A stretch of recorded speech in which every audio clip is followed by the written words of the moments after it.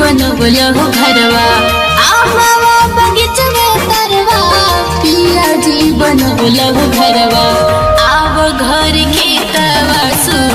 खाइल जाता जेठ में आव घर खेतवा खाइल जाता जेठ में जब जब कुह के कोयलिया जब जब कुह के कोयलिया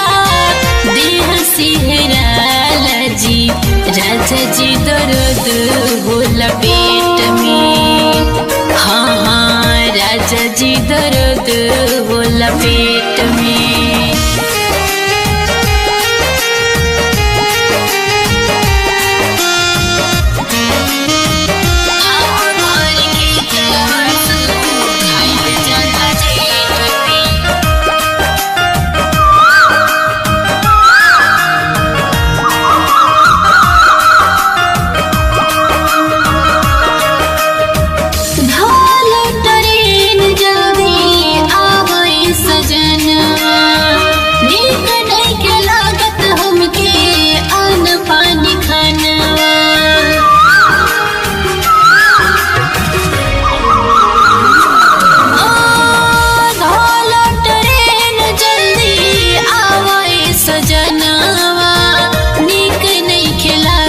हमके